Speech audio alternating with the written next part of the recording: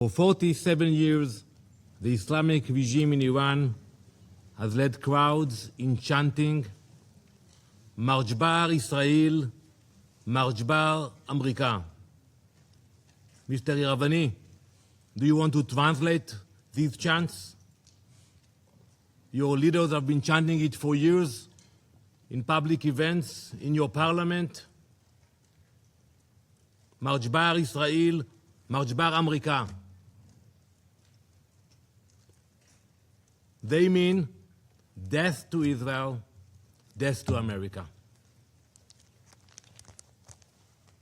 Israeli and American flags were painted on roads so they could be trampled. Our flags were burned in public squares. This is not the anger of a radical fringe. It is state-sanctioned hatred.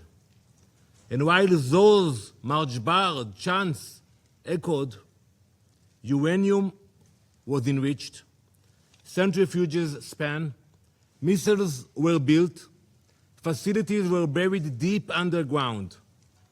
It was never just empty rhetoric.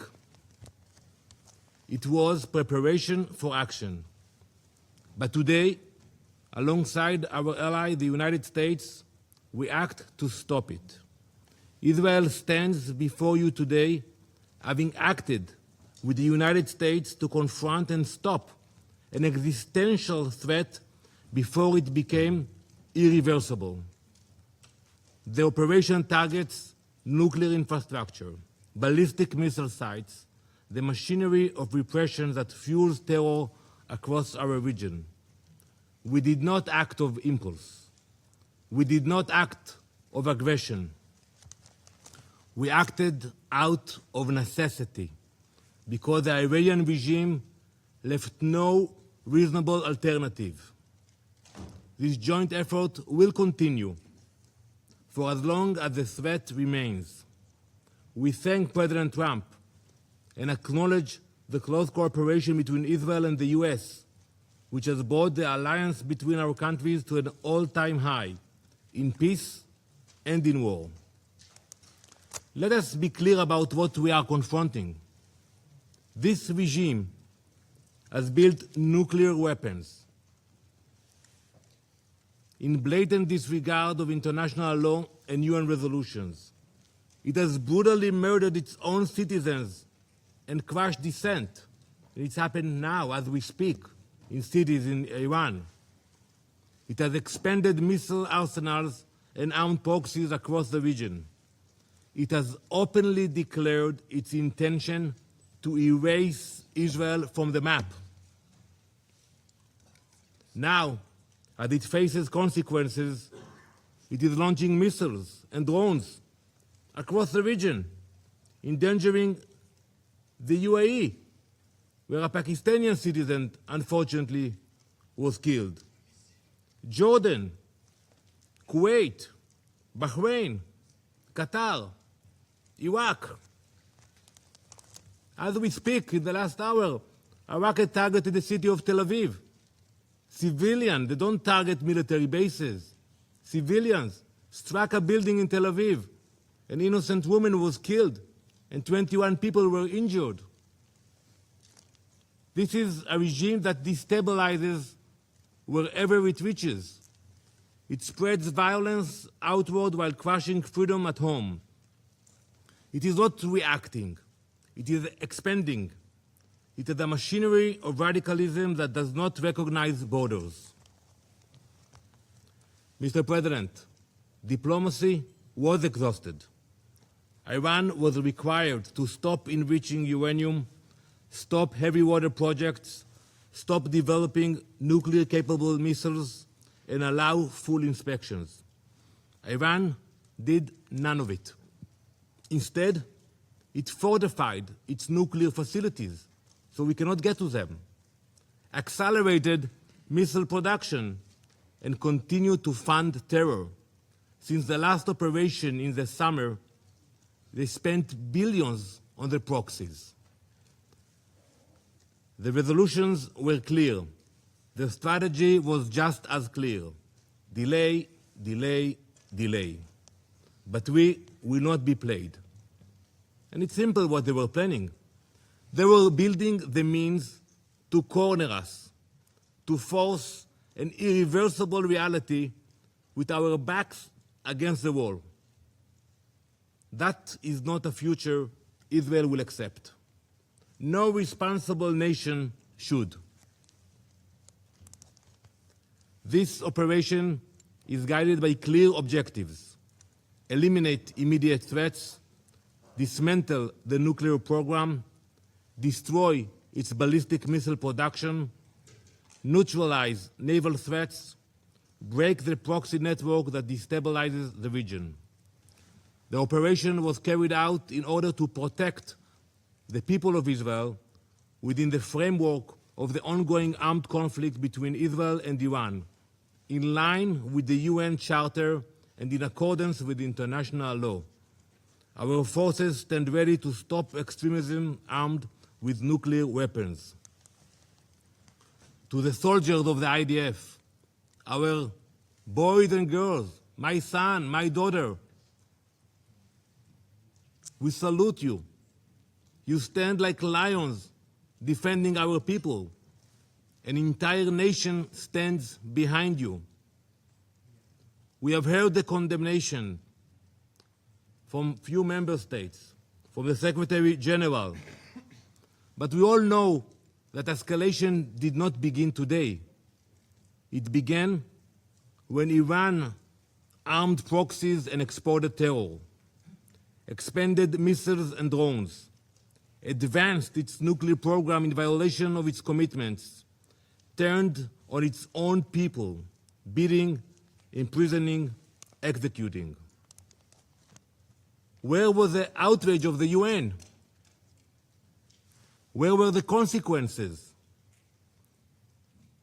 Now, Israel acts to prevent an irreversible threat, and the condemnation is immediate. This is the definition of hypocrisy. Some call this aggression. We call it necessity. We call it survival. Mr. President, history has taught us never to ignore those who openly call for our destruction. When a regime says it will destroy Israel, when it chants death to Israel, when it promises to wipe Haifa and Tel Aviv off the map, we believe it. We genuinely believe it. When we see those hundreds of ballistic missiles that they are launching to Israel, we believe the threats. We do not ignore them. We do not gamble with our survival. We act. Now let me address the brave people of Iran. You are not our enemies. This operation is not directed at you. It is directed at a regime that has silenced you, imprisoned you, and invested in missiles and uranium while your economy suffers. You deserve better. It is this regime, the Basij, the Revolutionary Guard, who have dragged your country into isolation. The world does not fear a free Iran.